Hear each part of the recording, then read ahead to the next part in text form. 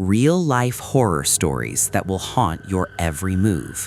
Be advised, it's so terrifying that 90% of people couldn't last more than 30 minutes before shutting it off.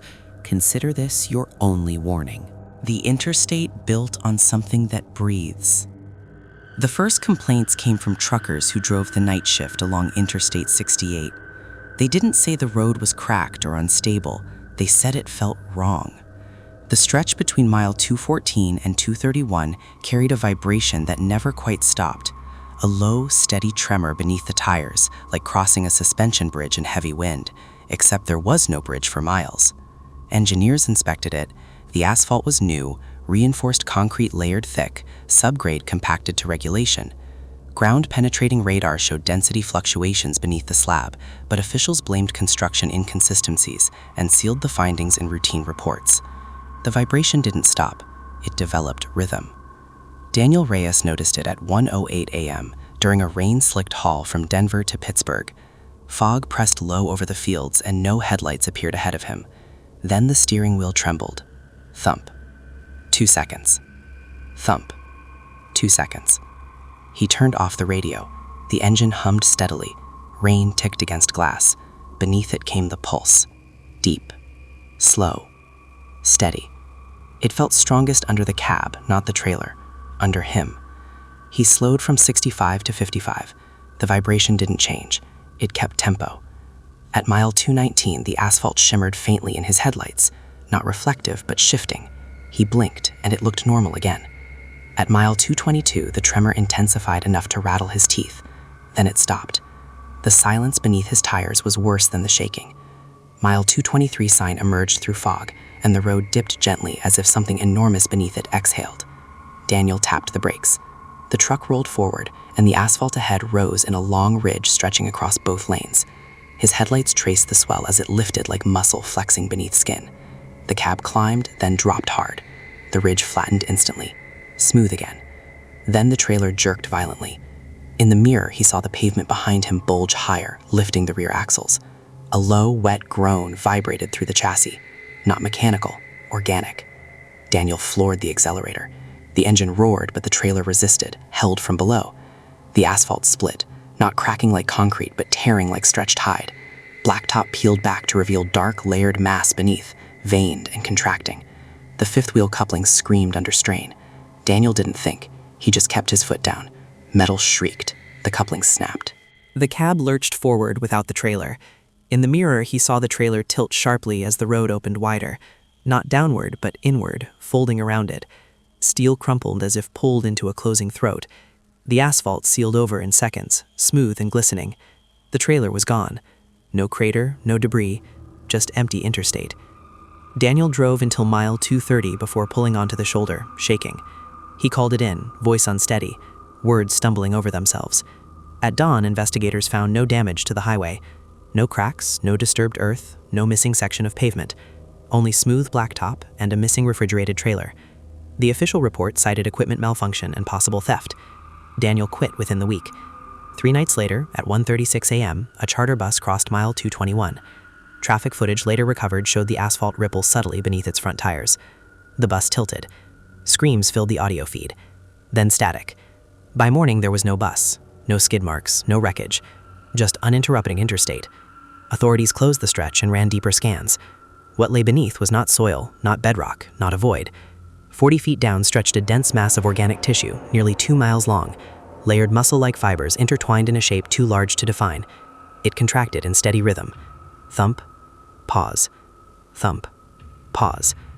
Engineers drilled to confirm. The bit pierced asphalt and concrete, met resistance, then sank suddenly into something soft. The motor overloaded. The substrate flexed. The hole closed around the bit. The drill disappeared. The findings were classified. Steel pylons were driven deeper. More concrete poured. The interstate reopened under federal assurance of stability. Traffic resumed. On reopening night, cameras captured a subtle sag in the pavement as the first convoy rolled across mile 223, a shallow depression forming and flattening in less than a second. Drivers that night reported the vibration had returned, stronger, syncing almost with their own heartbeats. Some said the tremor intensified when traffic grew heavier, softened when the road emptied. Vehicles occasionally vanished, found later abandoned with engines warm and doors open. No drivers, no footprints, asphalt faintly warm beneath the parking spot. The highway had not been built on unstable ground. It had been built on something buried, something compressed under tons of concrete and steel. For years, it endured the pounding of tires and axles, the constant weight pressing down on its surface. Now it shifted, tested, adjusted. Each passing month, the rhythm grew slightly faster. Thump, pause, thump. One maintenance drone recorded thermal imaging at midnight. For 3 seconds, the blacktop bulged in a perfect arc, like the curve of a rib cage rising beneath skin, before flattening again. Officials denied structural concern. Traffic continued. Headlights passed. Engines hummed. Far below reinforced concrete, the vast mass compressed and expanded in patient cadence. It had tolerated the weight long enough, and when it finally chose to inhale deeply, there would be no tremor first, no warning vibration, just a long stretch of interstate under rain, smooth and black, until the surface split wide and the road itself decided to swallow everything pressing down on its chest. 2. The lampposts that count. Drivers first noticed it on County Route 17, a desolate stretch of highway cutting through scrubland and abandoned farmland. The road had no towns for 30 miles in either direction, no gas stations, no houses, just straight asphalt, skeletal trees, and a line of old sodium lampposts spaced evenly along the shoulder. They weren't supposed to work anymore. The county had shut power to that stretch years ago to save money. Yet at night, when a vehicle entered the road, the first lamp would flicker on, then the second, then the third, each one lighting precisely as the car passed beneath it, like a runway guiding motion forward. Drivers assumed motion sensors, emergency solar systems, something automated. No one questioned it, until someone started counting. Marcus Hale drove that road every Thursday after late shifts at a warehouse 2 counties over. He took Route 17 because it kept 15 minutes off the interstate route. The first time he counted, it was idle boredom. He passed the first lamp. It lit with a faint buzz. 1, he muttered. The next, 2. He kept counting casually, tapping the steering wheel. By the time he reached 23, the lamps behind him had faded back into darkness. Normal, logical. But that night, when he glanced into his rearview mirror, he saw more lights glowing behind him than he remembered passing. Not 2 or 3 more, at least 10. Marcus frowned. He was sure he'd counted 23. He looked ahead. The next lamp lit. 24. He checked the mirror again. The line of illuminated posts behind him stretched farther than it should have. He tried to rationalize it. Maybe some were already on. Maybe he'd miscounted. He drove on. The lights continued activating precisely as he passed, buzzing faintly alive in sequence. 25, 26, 27. The road felt longer than usual. The darkness between posts seemed thicker. When he reached what he believed should be the end of the lit stretch, another lamp flared ahead, then another. He checked his odometer. He'd driven further than Route 17's full length. That's when he stopped counting forward and counted backward. He glanced in the mirror and began counting the glowing lights trailing him. 1, 2, 3, 4.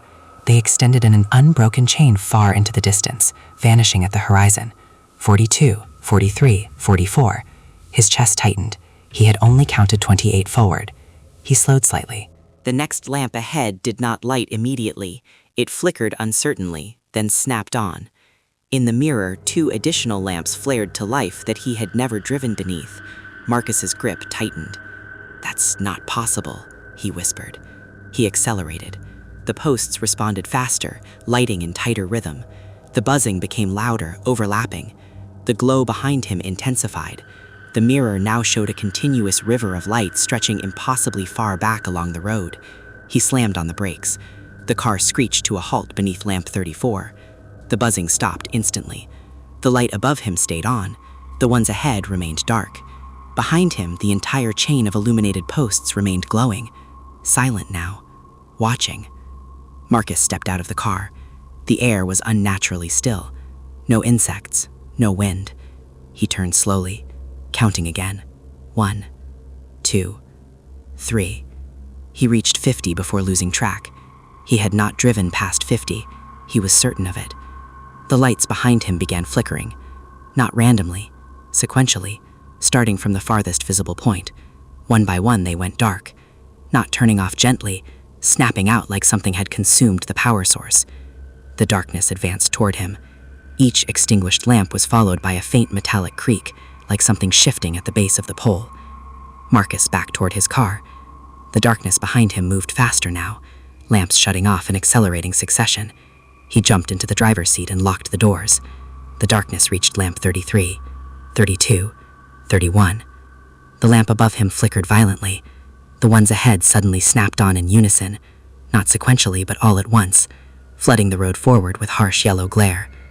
Marcus looked ahead and saw something standing beneath the next post, a silhouette where the light should have shown empty asphalt, tall, narrow, unmoving. The darkness behind swallowed lamp 30, 29, 28. The creaking grew louder, like metal bending. Marcus threw the car into reverse. The tires spun briefly. He didn't look forward again. He focused on the mirror as he sped backward. The extinguished lamps did not relight. They remained black voids. But as he reversed, new lamps flickered on behind where he had never driven. The road extended impossibly in both directions now. The lit posts weren't reacting to motion. They were responding to presence, counting it, measuring it. The silhouette ahead began moving, not walking, gliding from one pool of light to the next. Each time it passed beneath a lamp, that lamp burst brighter than the others. Marcus shifted into drive and slammed the accelerator. The engine roared. The car shot forward directly toward the figure. The silhouette did not move aside. The lamp above it exploded in a shower of sparks as he neared. The glass shattered outward, but no debris hit the ground. It vanished before landing. Marcus's headlights struck the figure and revealed nothing beneath the post. Empty asphalt. He drove through the space where it had stood. The next lamp did not light, nor the next, nor the next. The entire stretch ahead remained dark. In the mirror, every lamp behind him was glowing again. All of them, hundreds, stretching into infinity. The buzzing returned, louder than before, harmonizing into a low electric hum. His dashboard flickered. The odometer reset to 0. The fuel gauge froze. The speedometer needle stuck at 60, even though he was accelerating. The lamps ahead finally began lighting again, but now they did so out of sequence, erratic, overlapping, flashing in patterns that didn't correspond to his position. Marcus realized with a cold certainty that the lights weren't guiding him. They were tallying. Every illuminated post behind him represented something taken, something counted. The road didn't measure distance, it measured drivers. The car jerked violently as if hitting something, though the asphalt was smooth. The engine cut out. The vehicle rolled to a stop beneath another lamp that flared painfully bright. The doors unlocked on their own. The buzzing intensified until it felt like pressure inside his skull. In the mirror, every single lamp behind him extinguished at once, plunging the road into complete darkness, except for the single post above his car. The metal pole began to bend downward slowly, creaking under invisible weight. The light lowered closer to the roof of his car. The glass of the bulb spider-webbed with cracks. Marcus tried the ignition. Dead. He grabbed the door handle, but before he could pull it open, the bulb burst. Darkness swallowed everything. The next morning, a county maintenance truck found Marcus's car parked neatly on the shoulder of Route 17. Doors open, engine gold, no driver. The lamp above the vehicle was shattered, glass scattered across the asphalt. The power to that stretch remained officially disconnected. But at night, if someone drives Route 17 alone, the first lamp still flickers on, then the second, then the third. And if they choose to count, they will eventually notice there are always more lights behind them than they have passed. The asphalt that softened after midnight. The first driver who reported it said his tires felt like they were rolling through tar, not sticky enough to stop the car, not thick enough to be visible, but resistant, as if the road didn't want to let go. It started happening after midnight along a newly resurfaced stretch of State Highway 44, a 4-lane road cutting through forest and marshland where fog settled low and headlights never seemed strong enough. At first, it was dismissed as temperature variance. The asphalt had been laid late in the season. Cold nights, trapped moisture, normal expansion and contraction. But the complaints grew stranger. Drivers described their tires leaving impressions too deep for hardened pavement, tread marks that lingered longer than they should. One driver swore he saw the surface ripple behind him, as if something beneath was smoothing the marks away. No one believed that part. Evan Mercer believed none of it until he felt it himself. He worked overnight security at a shipping facility and took Highway 44 home every night at 12:47 a.m. sharp. He liked routine, liked knowing what to expect. That night, the air was colder than usual, frost gathering along the guardrails. He accelerated onto the highway and noticed immediately that the car felt heavy. Not engine heavy, road heavy.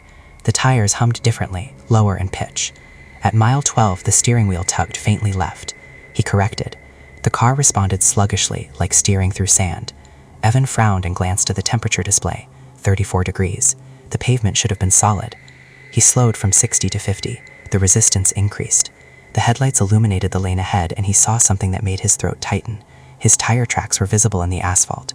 Clear tread impressions, sharply defined, like fresh prints in damp soil. He blinked, expecting them to fade as the surface cooled. They didn't. They deepened. The road behind him looked softer where he'd driven, slightly depressed. Evan eased his foot off the gas. The car coasted. The resistance vanished instantly. The surface ahead looked normal again. He accelerated cautiously. The softness returned. His pulse quickened. He switched lanes to test it. The new lane felt firm until his tires crossed fully into it. Then that lane softened too. He pulled onto the shoulder and stopped. The car rocked slightly, as if settling into something pliable. He stepped out. Cold air hit his face. He walked around to the rear tires. The asphalt beneath them sagged visibly under the weight of the car, a shallow depression forming slowly, like memory foam responding to pressure. Evan crouched and touched the road. It was warm. Not surface warm from friction, internally warm, like skin. He jerked his hand back. The depression around his tire deepened another inch. The car tilted subtly. He scrambled back inside and slammed the door. When he shifted into drive and pressed the gas, the tire spun briefly before gripping. The depression beneath the rear wheels stretched longer as he moved forward, as if the road were reluctant to release him. He accelerated harder. The car lurched free. In the mirror, he saw the impressions his tires had left behind remained visible for several seconds. Then the edges began curling inward. The asphalt rose, closing the groove slowly, smoothing itself like flesh knitting together. Evan's breathing became shallow. He drove faster. The surface ahead began dimpling in anticipation of his tires, slight indentations forming before he reached them. That was when he realized the softness wasn't passive, it was reactive. At mile 14, the entire right lane sagged several inches, as if something large shifted beneath it. Evan jerked the wheel left. The left lane immediately softened under his tires. He felt the car dip and sink.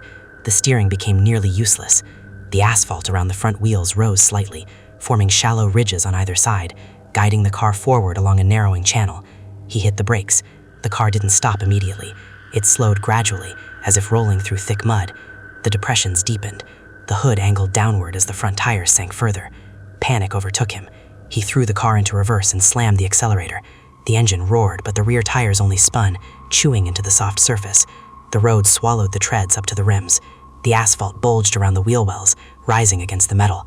A low vibration pulsed through the chassis, not the rhythmic tremor of distant machinery, but a slow, muscular contraction. Evan realized the entire stretch of road was moving beneath him, adjusting around his vehicle. He grabbed his phone, but there was no signal. He tried opening the door. It resisted at first, as if pressed from outside, then gave way. The instant his foot touched the pavement, the surface sank under his weight. His shoe left a deep imprint. He lifted his foot quickly. The print remained. Then the edges curled inward and sealed, trapping a thin layer of rubber from his sole inside. He stumbled back into the car. The hood dipped further. The front bumper touched the softening surface. The headlights angled downward, illuminating the road as it rose around the sides of the vehicle. The asphalt pressed against the doors now, not crushing, embracing. He screamed and pounded the accelerator. The engine screamed in response. Suddenly, the surface ahead firmed. The car lurched forward a foot before the rear end sank sharply. The trunk dropped, swallowed up to the back window. The vehicle tilted steeply forward. Evan clawed his way into the back seat, kicking at the rear window. It wouldn't shatter.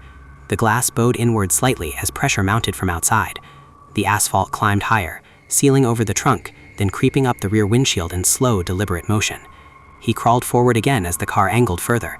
The dashboard lights flickered. The engine stalled. Silence filled the interior, except for the faint, wet sound of the road sliding along metal. The asphalt reached the side windows. It didn't slam against them. It flowed upward, smooth and controlled. Evan scrambled into the front passenger seat, pressing himself against the glass. The windshield was the last clear barrier. Outside, the highway stretched empty and still under cold moonlight. No traffic, no witnesses. The surface ahead looked firm and unmarked. Behind him, the depressions where his tires had been were already closing. The asphalt reached the bottom edge of the windshield. It paused there, as if testing. Then it rose higher. The glass began to bow inward. A hairline crack formed at the corner. Evan screamed until his voice broke. The crack spread slowly across the windshield like a spiderweb. When the glass finally gave, it didn't shatter outward. It collapsed inward silently as the asphalt poured through the opening in a thick, dark wave. By morning, Highway 44 looked flawless. Smooth blacktop stretched uninterrupted from mile 10 to mile 20. A patrol officer reported faint warmth at mile 14, but found no sign of accident. No skid marks, no debris, only a faint, barely visible rectangle in the surface where the asphalt seemed slightly darker than the rest. Drivers continued using the road. Most never noticed anything unusual, but those who passed after midnight sometimes felt a subtle drag beneath their tires. A resistance like memory foam yielding under weight. And occasionally, if they stopped and looked closely at the pavement, they could see faint shapes beneath the surface, shallow impression, waiting for the next set of tires to press down. 4. The thing that ran beside the headlights. Highway 9 cut through 70 miles of open desert where cell service dropped to nothing and the only illumination at night came from your own beams. No streetlights, no houses, no fences, just scrub, sand, and a 2-lane ribbon of asphalt stretching straight into blackness. Drivers used it to shave time off interstate travel. Most avoided it after midnight. They said it felt exposed out there, like driving across the surface of something vast and watching. Logan Pierce didn't believe in that kind of talk. He drove a late-model SUV and trusted horsepower more than superstition. At 12:58 a.m., he turned on to Highway 9 with a full tank and cruise control set at 72. The night was clear, moon thin and low, desert wind steady. The first time he noticed it, he thought it was a coyote pacing him. Something moved just beyond the reach of his passenger side headlight beam, a shape running parallel to the vehicle. He glanced right, saw nothing clearly defined, just motion at the edge of illumination. He adjusted his speed slightly. The movement matched it. He accelerated to 80. The shape kept pace effortlessly. Logan frowned and leaned closer to the wheel. The desert floor was uneven. There was no way anything could run that smoothly at that speed. He downshifted and punched the gas to 90. The engine roared. The SUV surged forward. The movement to his right remained locked at the same relative position, neither gaining nor falling behind. His pulse quickened. He flicked his high beams on. The desert lit up farther, revealing rocks, brush, shallow dunes. Nothing running there. But at the very edge of the extended beam, just before darkness swallowed detail, something long and narrow seemed to glide across the sand in perfect parallel. It didn't kick up dust. It didn't cast a shadow. It simply occupied the thin seam between light and dark. Logan felt irritation replacing fear. He rolled his window down slightly, letting cold desert air rush in. "Real funny," he muttered, though no one could hear him. He eased off the gas to 60. The movement slowed instantly, matched. He tested it, tapped the brakes harder. The SUV dipped forward. The thing dipped too, maintaining exact alignment with his passenger door. He realized then it wasn't reacting to speed alone. It was reacting to him. He reached for the headlight switch and, against better judgment, flicked the lights off completely. Darkness slammed into the windshield. For 2 seconds, the world vanished. Then he switched them back on. The beams flared across the desert again, and the passenger side rear door handle rattled violently. Logan jerked the wheel instinctively. The SUV swerved toward the centerline before he corrected. His heart pounded. The door lock indicator blinked once. Unlocked. He hit the lock button. It snapped back into place. The movement outside remained steady, matching him exactly. His breathing grew shallow. He refused to look directly at it now. Instead, he focused forward, gripping the wheel tight enough to whiten his knuckles. At mile marker 42, the wind picked up sharply, pushing against the vehicle. The SUV drifted slightly right. The movement outside adjusted instantly, gliding closer to the body of the car. He heard a faint scraping sound along the passenger side, like fingertips dragging across metal. Logan swore under his breath and pressed harder on the accelerator. The speedometer climbed past 90 again. The scraping intensified. He risked a glance right. For a split second, illuminated by the edge of his beam, he saw something impossibly thin running upright beside the vehicle. Not animal, not human. Its limbs were too long, bending at angles that didn't follow bone structure. Its head turned toward him without moving its body. There were no facial features visible, just a smooth plane where a face should be. The rear door handle rattled again, harder this time. Logan's stomach dropped. He punched the lock button repeatedly. The dashboard lights flickered once. The engine coughed. The speedometer needle twitched but held.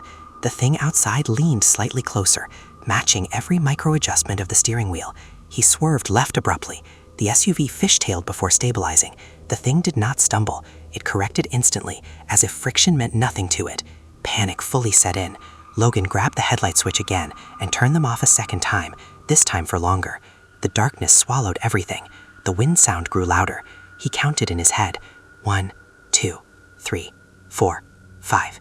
He snapped the lights back on. The passenger side rear door was ajar, just slightly. The interior dome light flickered to life. The scraping sound was now inside the vehicle. Logan's breath hitched. He didn't look back. He slammed the accelerator to the floor.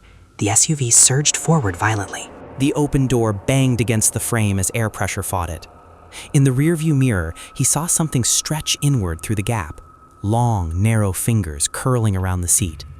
He screamed and reached back blindly, slamming the door with his elbow. It latched. The dome light shut off. The scraping ceased. The movement outside was gone. Completely. No parallel motion, no shadow. Just empty desert illuminated by headlights. Logan kept driving at full speed for miles. He didn't slow until he saw the distant glow of a gas station at the junction with Interstate 12. He pulled in hard, brakes squealing, and jumped out of the SUV. The passenger side rear door was closed tight. No scratches on the paint, no dents, no dust disturbed along the side panel. He walked around the vehicle, shaking, and checked the interior. The back seat was empty. But the fabric upholstery on the rear passenger seat bore 5 long indentations pressed deep into the cushion foam, as if something extremely thin had leaned its full weight into it. The impressions did not rebound. Logan refused to take Highway 9 again. Months later, other drivers began reporting similar experiences, something pacing them just beyond the beam, matching speed perfectly. A few claimed their rear doors opened briefly while driving. One driver disappeared entirely. His vehicle was found parked neatly on the shoulder at mile 42, engine still running, headlights on, no sign of struggle, no footprints in the sand. Just faint, elongated impressions pressed into the dirt parallel to the passenger side of the vehicle, stretching for nearly a mile before fading into darkness. Highway Patrol dismissed the reports as fatigue-induced hallucinations. They advised drivers to avoid sudden braking and maintain speed. But those who drive Highway 9 alone at night sometimes feel an odd sensation, like being matched stride for stride just outside the edge of vision. And if they make the mistake of turning their headlights off, even for a second, they might hear the soft click of a door unlocking behind them, followed by something settling quietly into the back seat, waiting for the lights to return. The sign that changes when you don't look. Highway 17 cut through a stretch of barren hills in the northern part of the state, the kind of road long-haul drivers hated after midnight. No towns, no gas stations, no cell signal, just miles of blacktop and the steady hum of tires. Min Huang had driven that route dozens of times. He knew the speed limit by memory, 70 miles per hour for nearly the entire stretch. That night at 1:22 a.m., the sky was clear and dry. No fog, no rain, nothing unusual. The first sign he passed read 70 miles per hour. Normal. He glanced at his speedometer, 68. Perfect. 2 minutes later, another sign appeared in his headlights, 50 miles per hour. He frowned. There had never been a sudden drop like that in this section. Maybe construction? But there were no cones, no warning lights, no narrowed lanes. He eased off the gas slightly. As he passed the sign, he instinctively checked his side mirror. The sign behind him read 70 miles per hour. His chest tightened. He stared at it for a full second before it disappeared into darkness. He told himself he was tired. Night driving did strange things to your eyes. The next sign ahead came into view, 70 miles per hour. He blinked hard to clear his vision. When his eyes refocused, the number had changed, 40 miles per hour. Not flickering, not fading, just different, clean, sharp, as if it had always been that way. His hands tightened around the steering wheel. He didn't slow down this time. His speed held at 60. The sign rushed toward him in the headlights, 40 miles per hour. As he passed it, he forced himself not to look back. Another sign waited up ahead. He decided to test something. He would stare at it without blinking. No distraction, no glance away. He widened his eyes until they burned. 70 miles per hour. The numbers remained steady. His vision started to sting. Water pooled in the corners of his eyes. He couldn't hold it. He blinked, just once. When he opened them, the sign read 20 miles per hour, and beneath it, in smaller reflective lettering that hadn't been there before, "Don't stop." His pulse spiked so hard it felt like a punch inside his chest. He almost hit the brakes out of instinct, then froze. The message didn't feel like advice. It felt like a warning meant only for him. He kept his speed steady. The road ahead stretched longer than it should have. No headlights in either direction, no taillights, just him and a repeating pattern of signs. The next one loomed larger than the rest. 10 miles per hour. Below it, "If you stop, we will see you." A cold pressure settled at the base of his skull. He checked his mirrors. That's when he saw something impossible. The signs he had already passed were no longer standing still along the roadside. They were moving, sliding silently along the shoulder, keeping pace with his truck. Their numbers matched his speed now. 60 miles per hour, 60 miles per hour, 60 miles per hour. Every time he pressed the accelerator slightly, the numbers on the moving signs adjusted instantly. He tested it. He dropped to 55. The signs behind him shifted to 55, but the sign ahead remained 10 miles per hour. It didn't change. It waited. The sky seemed darker now. The stars had vanished. Even the faint outline of distant terrain had disappeared. The world outside his headlights felt sealed off, like the road existed inside a tunnel of night. His radio crackled suddenly and powered on by itself. A distorted male voice whispered through static, "Reduce speed." He slammed the power button. Silence returned, but only for a second. The same voice continued, no longer coming from the speakers. It sounded like it was outside, carried by the wind. Reduce speed. The sign ahead flickered when he wasn't looking directly at it. Each time he glanced down at his speedometer and back up again, the words underneath shifted. Turn back. Exit now. Stop the vehicle. Open the door. He refused. He pressed harder on the gas. The engine roared as his truck surged past 80, 90, 100 miles per hour. The 10 miles per hour sign remained unchanged, growing larger in his windshield, impossibly large. The reflective surface seemed to ripple as he approached. In his rearview mirror, all the moving signs behind him suddenly disappeared at once. The roadside was empty again. No motion, no numbers, just darkness. His headlights hit the giant 10 miles per hour sign, and then it was gone.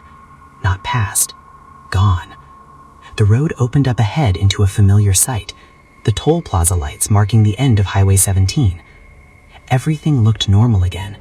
Overhead lights, proper signage, a clear 70 miles per hour limit posted calmly along the shoulder. His breathing came in sharp bursts as he pulled into a rest stop just past the exit. He shut off the engine and stepped out into the cold air, hands trembling. The highway behind him looked ordinary, quiet, harmless. He walked around his truck slowly, checking the tires, the trailer, grounding himself in something physical. Then he saw it. Along the metal of the driver's side door, pressed into the paint as if stamped from inside the steel itself, were numbers indented in perfect sequence. 70, 50, 40, 20, 10. And just above the door handle, carved deeper than the rest, were 3 words that hadn't been there before. Don't look away. 6. The car with no shadow. Marcus Hill told himself it was just fatigue. After what happened on Highway 17, after the numbers carved into steel in the impossible moving signs, he swore he'd stick to daytime routes. But freight schedules didn't care about fear. 3 weeks later, he was back on a night run, this time along a wide, flat stretch of interstate outside Amarillo. The sky was cloudless, the land empty in every direction. Overhead sodium lights cast long amber pools across the asphalt at perfect intervals. It should have felt safe, predictable, controlled. At 2:07 a.m., he noticed something small.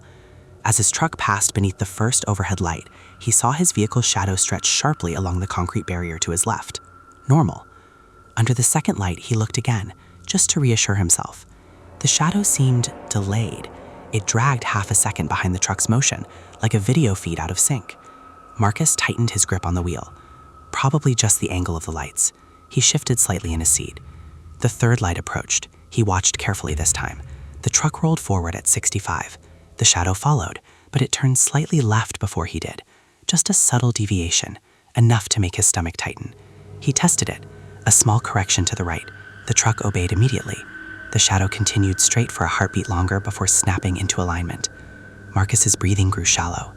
There were no other vehicles nearby, no second light source to create layered protections, just him.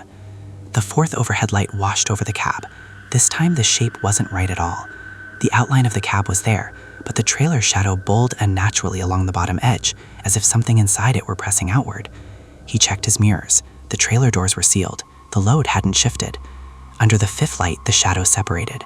For a split second, there were two silhouettes, one matching the truck, the other slightly offset, lagging behind.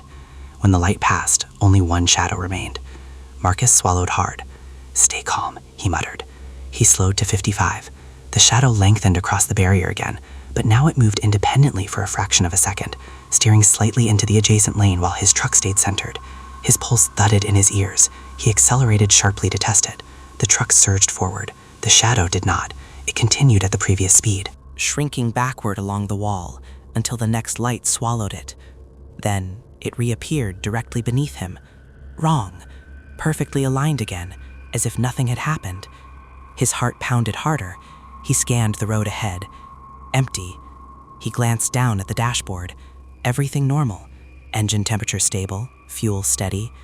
He told himself shadows distort under multiple light angles, physics, perspective, fatigue. But when the sixth overhead light passed, the shadow did something that erased every rational explanation. It lifted its arm. Marcus's hands were gripping the steering wheel at 10 and 2. In the elongated silhouette cast against the barrier, the driver's arm rose slowly, bending at the elbow, fingers stretching toward the ceiling of the cab. Marcus rose. His own hands did not move. The shadow's arm lowered back into position just as the light passed. Darkness swallowed it again. He felt cold sweat gather along his spine. The seventh light approached. He held his breath. The shadow returned, perfect, still, matching his movements exactly. For a moment, relief flickered. Then the truck passed under the eighth light. This time there was no shadow at all. The concrete barrier beside him was bare, empty, no silhouette, no shape. He stared at it, waiting for it to reappear under the ninth light. Nothing. His truck rolled forward through pool after pool of amber glow, but the ground and wall reflected only emptiness. It was as if his vehicle no longer blocked light. His pulse raced. He lifted one hand from the steering wheel slowly. The barrier showed nothing. He waved it slightly in front of the dashboard. Still nothing outside. No shadow. "That's not possible," he whispered. Under the 12th light, the shadow returned, but it wasn't attached to the truck. It was 10 feet behind, gliding along the barrier at a slower pace. It matched his truck's shape, but lagged, like it was struggling to catch up. Marcus slammed the accelerator. The engine roared. The truck surged to 80. The detached shadow remained behind, growing smaller in the distance. Under the next light, it stopped completely. And then it turned. It faced him. Though it was only a flat silhouette, he could feel it looking directly at the cab. The truck sped forward, but the shadow didn't fade into darkness. It remained visible far beyond where light should reach, a black shape suspended against nothing. Then it began to run. It moved along the barrier faster than the truck, keeping pace despite the growing speed. Its proportions began to stretch. The cab elongated, the trailer warped. The outline grew thinner, taller. Arms lengthened beyond normal reach. When the truck passed beneath the next overhead light, the shadow reattached instantly, perfectly aligned again, except for one detail. The driver's side silhouette now had its head tilted sharply to the side at an impossible angle. Marcus's own head was upright. The shadow's was not. He felt something shift inside the cab, a subtle pressure change, like when someone opens a door in a sealed room. He did not look into the back seat. He didn't want to. The overhead lights ended abruptly ahead, replaced by a long, unlit stretch of highway, total darkness beyond his headlights. As soon as the truck left the final pool of amber glow, the interior grew heavier. The absence of shadow felt worse than its distortion. He could sense something sitting where the silhouette should be, pressed flat against the floor, crawling upward along the interior surfaces of the truck. His radio clicked on by itself. No static, no music, just silence. Then a faint scraping sound, not from the speakers, from beneath his seat. Marcus's breathing became ragged. He dared a glance toward the rearview mirror. The back seat was empty, but on the inside roof of the cab above him, something darker than the darkness clung flat against the metal, a shape without depth, a cutout of absence.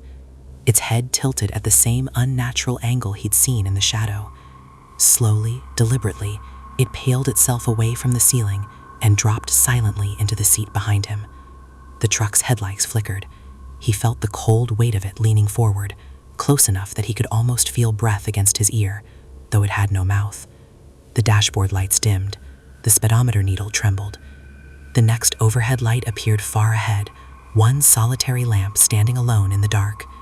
He aimed for it instinctively. If he could reach the light, maybe the shadow would return to where it belonged. The truck roared forward. As it entered the pool of amber glow, Marcus braced himself. The shadow exploded outward across the pavement and barrier, but now there were two, one attached to the truck, the other seated clearly in the passenger seat, head still twisted sideways, arms long enough to rest on the dashboard. The passenger shadow slowly lifted its hand and placed it over the driver's shadow's face. Marcus screamed and slammed the brakes. The truck skidded violently, tires shrieking. When it came to a stop beneath the light, the barrier showed only one normal silhouette again, perfectly aligned, perfectly human. Marcus's chest heaved. He forced himself to check the passenger seat. Empty. The back seat. Empty. He stepped out of the truck, legs shaking, and looked down at the pavement beneath the light. There was a shadow there, but it wasn't his. It stood several feet away from him, detached, facing in the opposite direction. Slowly, as he watched, it began walking away from the truck, stretching longer and thinner with every step, until it dissolved into the darkness beyond the reach of the lamp. When Marcus looked back at his vehicle, he noticed something that made his stomach drop. Under the bright overhead light, his truck cast no shadow at all. 7. The radio that prayed from the trunk. Marcus didn't get back into the driver's seat right away. He stood beneath the lone overhead lamp, staring at the empty pavement where his shadow should have been. The truck sat idling, headlights cutting a pale tunnel into the dark interstate ahead. No wind, no distant engines, just a flat, suffocating silence. He forced himself to breathe steadily. "You're exhausted," he muttered. "You're seeing things." He walked a slow circle around the vehicle. Under the harsh amber light, the metal reflected normally. The tires were solid. The trailer doors were sealed tight. Everything looked exactly the way it should, except the ground beneath him remained blank. No silhouette, no outline. He stepped away from the light. As soon as his body crossed into darkness, something stretched behind him on the pavement. He turned sharply. A shadow. But it wasn't matching his posture. It stood straighter than he did. Its shoulders were squared, rigid. Its head tilted slightly to the right. Marcus's own head was level. His pulse thudded in his ears. He stepped back into the pool of light. The shadow vanished instantly. His truck's dashboard lights flickered twice. Then the radio powered on by itself.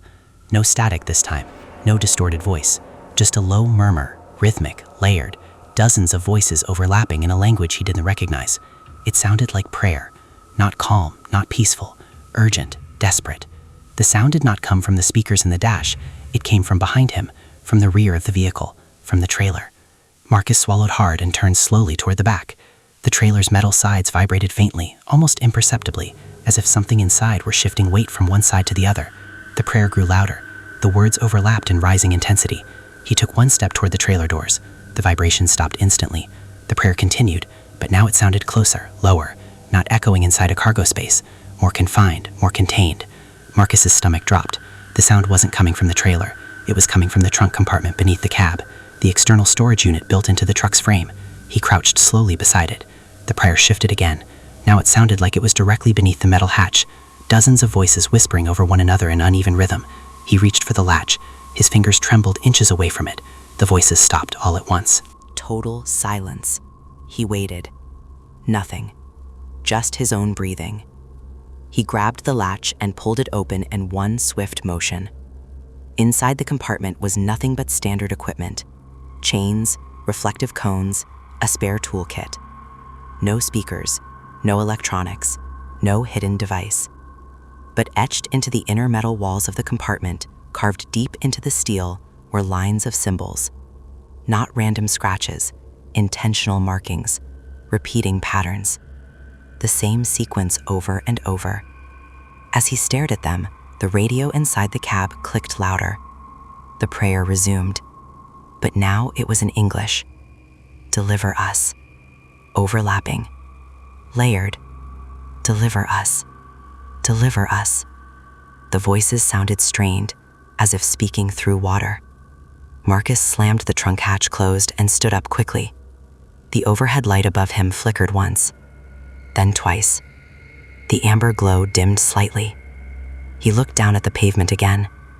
A shadow stretched outward from his feet, but it wasn't his shape. It was broader, taller.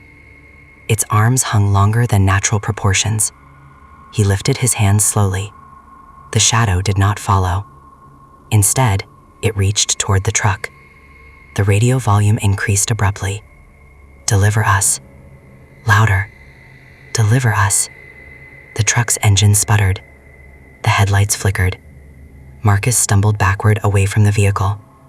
The shadow on the ground remained fixed in place, connected not to him, but to the truck. The shape leaned forward, pressing against the side of the cab. The metal creaked. From inside the vehicle, something shifted heavily across the seats. He heard the passenger door unlock with a soft mechanical click. The overhead light above him went out completely. Darkness swallowed everything, except the weak beam of his truck's headlights. In that thin strip of white light ahead, Marcus saw figures standing in the road. Dozens of them. Motionless. Their forms blurred, edges indistinct, as if made of smoke. The prayer poured from the truck now, not from the radio, but from every direction at once. From the engine compartment, from beneath the tires, from inside the trailer walls. Deliver us. The passenger door creaked open slowly. Marcus couldn't see inside clearly from where he stood, but he sensed movement. Something unfolding itself from the driver's seat. He forced himself forward, one step at a time. The figures in the headlights did not move. He reached the open passenger door and looked inside. The seats were empty. The dashboard lights were dead. But every interior surface of the cab, the ceiling, the windows, the seats, was coated in thin, black shapes pressed flat against them, human outlines, layered on top of one another like overlapping silhouettes. Their mouths were open in silent screams. The prayer continued, but their lips did not move. Marcus staggered back in horror. The shapes began to peel away from the interior surfaces, one by one, lifting like stickers from glass. They slid downward, pooling onto the floor of the cab like spilled ink. The headlights flickered again. The figures in the road ahead stepped forward simultaneously, not walking, gliding. Marcus felt something brush past his shoulder, cold, heavy. He turned sharply. The detached shadow he had seen earlier stood inches away from him now, fully upright, no longer flat. It had depth. It had form. Its face was blank. Where eyes should have been were only smooth hollows. The prayer stopped instantly. Silence crashed down so hard his ears rang. The shadow tilted its head to the same impossible angle as before. Then it leaned forward, pressing its forehead against his. Marcus felt a freezing pressure flood into his skull like water filling a hollow space. Images flashed behind his eyes. Drivers pulled over on empty highways, headlights fading into darkness, doors opening, shadows separating from bodies. He gasped and shoved backward violently. The shadow stumbled, not like smoke, but like something solid. He lunged into the cab, slammed the passenger door shut, and threw himself into the driver's seat. The key was already in the ignition. He twisted it. Nothing. The dashboard remained dark. The prayer returned, but this time it was coming from inside his own chest. Deliver us. His voice moved without his control. Deliver us. The windshield fogged rapidly from the inside, though the air was dry. Words began to form in the condensation. Not yet. The overhead light outside flickered back on. The figures in the road were gone. The shadow outside the truck dissolved back into the pavement, flattening, sliding away from the vehicle. The dashboard lights blinked to life. The engine roared back into operation as if nothing had happened. Marcus didn't hesitate. He slammed the truck into drive and accelerated hard, leaving the lone light behind. In his rearview mirror, the overhead lamp glowed steady again. The road behind him looked empty, silent, harmless. But as he sped down the interstate, the radio remained off. And yet, Beneath the engine noise, beneath the wind rushing past the windows, he could still hear it faintly. Dozens of voices overlapping in soft, desperate rhythm. Not coming from the speakers, not coming from the trailer, coming from somewhere deeper, from inside the hollow space where his shadow used to be. Marcus drove for nearly 40 minutes without slowing down. The highway signs returned to normal. The speed limit held steady at 70. The overhead lights appeared at proper intervals again. No moving shadows, no distorted reflections, no voices. But the silence felt artificial, like a stage set rebuilt too quickly after something had gone wrong behind the curtain. His hands still trembled slightly on the steering wheel. He didn't dare turn on the radio. He didn't want to hear what might answer. The interstate widened ahead into 4 clean lanes. He exhaled slowly. More space, more light. A sign overhead announced an upcoming junction 30 miles ahead. Everything looked ordinary. He checked his mirrors. Empty road behind him. The trailer remained steady. No vibrations, no distortions. He focused on the white dashed lane markers sliding past beneath the headlights. Solid, consistent, real. Then he noticed something subtle. The far right lane line ahead seemed closer than it should have been. He blinked. The lane narrowed slightly as it stretched into the darkness. Probably perspective. He drove forward. The rightmost lane began to feel tighter. The shoulder crept inward by inches. He checked the navigation display on the dashboard. The map still showed 4 full lanes. He glanced ahead again. The far right lane line wasn't where it should be. It had shifted inward, eating into the adjacent lane. A sedan appeared ahead in the far right lane, about 200 yards away. Its taillights glowed steady red. Marcus relaxed slightly at the sight of another vehicle. Proof he wasn't alone. The sedan continued forward, but the rightmost lane narrowed further. The white boundary line moved slowly, steadily inward, as if being redrawn while the car was driving over it. The sedan's right tires crossed the shoulder. Its brake lights flickered briefly. The driver didn't swerve, didn't react. The lane narrowed again. 4 lanes became 3.5, then 3. The far right lane vanished entirely. Not merged, not ended with signage. It simply ceased to exist. The asphalt where it had been moments before was now a solid, unbroken shoulder. The sedan that had been occupying that lane did not merge left, it did not brake, it did not change direction. It simply continued straight forward and disappeared. No crash, no sound, no debris. 1 second it was there, the next it was gone. Marcus felt ice call up his spine. He checked his mirrors. The road behind him still appeared 4 lanes wide. He looked forward again. 3 lanes now. The far left lane marker began drifting inward next, slowly, almost politely, as if the highway itself were folding. He gripped the steering wheel harder. "Stay in the middle," he whispered to himself. He centered the truck in what had become the middle lane. The narrowing continued. 3 lanes became 2.5, then 2. No signage, no flashing lights, just the subtle inward migration of white lines. He checked the map again. It still showed 4 lanes. The GPS arrow representing his truck remained centered in a wide highway. The physical world disagreed. The leftmost lane disappeared entirely. The asphalt where it had been smoothed seamlessly into shoulder. The sense of width vanished. The road felt tighter, closer, claustrophobic. Marcus tried to adjust slightly right to compensate, but the right boundary line twitched inward as if reacting to his movement. He jerked back left. The line followed. The highway was shrinking around him deliberately. 2 lanes became 1.5, then 1. He was driving in a single, narrow channel of pavement suspended in darkness. The dashed center line vanished.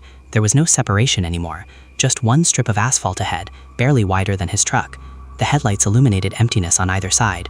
No shoulder, no grass, no barrier, just black. His breathing grew shallow. He slowed slightly to maintain control. The narrowing stopped. For a moment, the road stabilized at 1 tight lane. He dared a glance in the mirror. The highway behind him had compressed too. No 4-lane stretch, no evidence it had ever been wider. just the same narrow stretch stretching back into the dark. A pair of headlights appeared far behind him. Another vehicle. Relief flickered faintly. He wasn't alone. The headlights drew closer, but they didn't align properly within the narrow lane. They hovered slightly off-center, drifting left and right without crossing any visible boundary. As the car approached within 100 yards, Marcus realized something wrong. The vehicle behind him was occupying a second lane that did not exist anymore. It drove parallel to him in open darkness, as if still traveling on a wider highway that only it could see. Then slowly that invisible lane began to fade. The car behind him drifted toward the edge of the visible strip of pavement. It didn't brake, it didn't swerve. Its headlights continued straight forward until they crossed the boundary of the remaining road, and then the car dropped. Not downward like off a cliff, it simply slipped sideways into the blackness and vanished without sound. Marcus felt something shift beneath the tires. The asphalt rippled gently under him, like a muscle contracting. The single narrow lane ahead began shrinking again. The edges curled upward slightly, forming shallow walls on either side. The road wasn't just narrowing, it was enclosing. He pressed the accelerator, trying to outrun the constriction. The engine roared. The strip of pavement stretched forward like a ribbon being pulled from darkness. The sides rose higher, forming a shallow trough. The headlights no longer illuminated open land, only curved asphalt walls sliding past inches from the truck's mirrors. The sky above disappeared entirely. It was as if he were driving through a tunnel that hadn't existed seconds earlier. The walls closed tighter. The mirrors nearly scraped them. The lane narrowed until the truck barely fit. He couldn't steer left or right anymore. There was no room. He was locked into place, forced forward. The radio flickered on again, though he had never turned it back on. No prayer this time, just a single tone, a long, low-frequency hum vibrating through the cab. The walls ahead began to converge. The lane tapered into a choke point. Marcus's heart hammered violently. He slammed the accelerator to the floor. The truck surged. The narrowing accelerated too. The space ahead shrank to barely wider than the hood. The walls curved inward, forming a closing mouth of asphalt. At the last possible second, just before impact, the road snapped open again. The walls vanished. The sky returned. 4 wide lanes stretched ahead, clean and empty under evenly spaced overhead lights. Marcus gasped for air as if surfacing from underwater. His speed had dropped to 40 without him realizing. His hands were numb from gripping the wheel. He checked the mirrors. 4 lanes behind him as well. No narrowing, no missing vehicles. Nothing unusual. The GPS display still showed the same straight interstate line. He forced himself to breathe slowly. "It's over," he whispered. But as he drove forward beneath the next overhead light, he glanced briefly at the pavement beside him. For just a fraction of a second, he saw faint impressions pressed into the asphalt where 2 other lanes had once been. Long, Shallow grooves stretching into the darkness, like something enormous had folded them inward and sealed them shut. And in the faint reflection of his headlights on the road, he noticed something worse. His truck cast a shadow again, but it wasn't alone. The figure without a face. The second shadow ran beside his truck for 3 full seconds before Marcus convinced himself it was a trick of overlapping light. It kept pace just outside the passenger side, long and thin against the asphalt, always slightly ahead of the front bumper. When he accelerated, it matched him. When he eased off, it slowed. It wasn't attached to any visible object. There was nothing there casting it. The highway remained wide and empty again, 4 clean lanes under evenly spaced lamps. The walls were gone. The narrowing was gone. But the memory of it clung to him like sweat. He forced himself not to stare at the shadow. Don't look too long. That was the pattern. Every time he focused too hard on something impossible, it changed. The road ahead dipped gently into a shallow valley. The lights thinned out. Darkness pooled between them. As he descended, the second shadow disappeared. Only his truck's silhouette remained. Normal, aligned, predictable. He exhaled slowly. Then the headlights caught something standing in the middle of the road. It wasn't far, maybe 50 yards ahead. Marcus's foot slammed instinctively toward the brake, but he stopped himself before fully committing. The figure stood motionless in the center lane. Human height, human shape, bare arms hanging at its sides. It wore what looked like a pale shirt, soaked dark around the edges as if wet. It did not move. Marcus honked once, sharp and loud. The sound felt swallowed by the night. The figure did not react.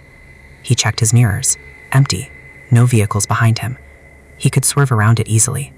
As he approached closer, something became clear. The head was tilted slightly downward, chin angled toward the chest. Hair hung limp and dark around the face. The skin visible in the headlights looked too smooth, too blank. Marcus flicked his high beams on. The figure's face reflected the light and revealed nothing. No eyes, no nose, no mouth. Just flat, featureless skin stretched across where a face should be. Marcus's stomach dropped violently. He jerked the steering wheel left to avoid it. The truck swerved into the adjacent lane cleanly. The figure did not flinch. It remained in place as he passed it. In his peripheral vision, he saw the head lift slowly as the truck moved by. He forced himself not to look directly. Not in the mirror, not at it again. Just keep driving. He counted his breaths. 1, 2, 3. Then instinct overpowered reason. He glanced into the rearview mirror. The road behind him was empty. No figure, no body lying in the lane. Nothing. His pulse pounded. It stepped away, he whispered to himself. It moved. He swallowed hard and returned his eyes to the road. The passenger seat beside him creaked softly. Marcus froze. Very slowly, he turned his head. The seat was occupied. The faceless figure sat upright, hands resting calmly on its knees. The same pale, blank skin where features should have been. The same wet, darkened shirt clinging to its chest. It did not look at him, because it had no eyes. But he felt its attention press into him like weight. His breathing became shallow, uneven. "You weren't there," he whispered hoarsely. The figure's head tilted slightly toward him. The motion was slow, deliberate. Its skin began to shift. At first it was subtle, small indentations forming where eyes should be. Then shallow grooves opened across the lower half of its face, splitting into a jagged horizontal line. A mouth. It widened slowly, stretching beyond natural limits, tearing silently toward the edges of its head. Inside was nothing. No tongue, no throat, just darkness. The temperature inside the cab dropped sharply. The windows frosted along the edges. Marcus gripped the steering wheel so hard his knuckles turned white. "You're not real," he whispered. The radio powered on abruptly. No static, no hum. Just a single sentence spoken in a calm, clear voice that sounded eerily like his own. "You passed me." The faceless figure's mouth widened further, the skin splitting at the corners. Its head began to rotate slowly, twisting beyond anatomical limits until it faced him completely upside down. The truck drifted slightly toward the shoulder. Marcus jerked the wheel back into lane. He didn't dare look at it again, but he could see it in the reflection of the windshield. The figure leaned closer, closer, its elongated mouth hovering inches from his ear. He held a pressure building in his skull, like air being forced into a sealed chamber. "You passed me," the radio repeated. "You passed me." The words began layering over each other, echoing out of sync. The truck's headlights flickered. The road ahead darkened. Marcus squeezed his eyes shut for a split second, and immediately regretted it. When he opened them, the road was empty again. The passenger seat was empty. The radio was off. The temperature returned to normal. He gasped for breath, lungs burning. The truck was centered in its lane, 4 wide lanes ahead, overhead lights steady. He forced himself to check the rearview mirror again. Nothing behind him but empty asphalt stretching into the dark. He laughed once, short and shaky. "It's over," he whispered. Then he looked down at his hands gripping the steering wheel. The skin on the back of them was smooth, too smooth. He lifted one hand slowly toward his face. He felt the shape of his nose, his eyes, his mouth, all still there. But when he glanced toward the passenger side window, he saw his reflection faintly in the glass. The reflection did not have a face. It was smooth and blank. Pale skin stretched where features should be. And as he watched in horror, the reflection's head turned toward him, while his own head remained facing forward. 10. the road that doesn't want you to leave. Marcus jerked his eyes away from the passenger window so hard his neck ached. When he looked back again, his reflection was normal. Eyes wide, mouth slightly open, sweat glistening along his forehead. He let out a slow, shaking breath. "You're still here," he whispered to himself. "You're still you." The interstate stretched forward in clean, predictable lines. 4 lanes, overhead lights steady. A green sign appeared in the distance announcing an upcoming exit. Rest area, 1 mile. Relief washed through him so suddenly his hands nearly went numb. He needed to get off this highway. Needed fluorescent lights, concrete walls, something that didn't shift when he blinked. He eased into the right lane carefully, watching the white lines. They stayed put, solid, obedient. The exit ramp approached, curving gently away from the main interstate. He signaled right. The blinker clicked steadily. He steered onto the ramp. For a moment, everything felt normal. The truck followed the curve. The main highway drifted away to his left. The overhead lights thinned out as the ramp descended slightly. Then the curve straightened. Marcus relaxed into the seat. He looked ahead, expecting to see the rest area buildings or at least signage. Instead, the ramp straightened completely and merged seamlessly back into the interstate. 4 lanes, same overhead lights, same stretch of road. He blinked hard. Maybe he had missed the exit. Maybe that hadn't been it. He checked his mirrors. The exit sign he'd passed was gone. The road behind him was uninterrupted highway.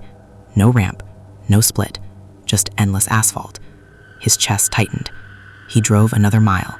Another green sign appeared. Rest area, 1 mile.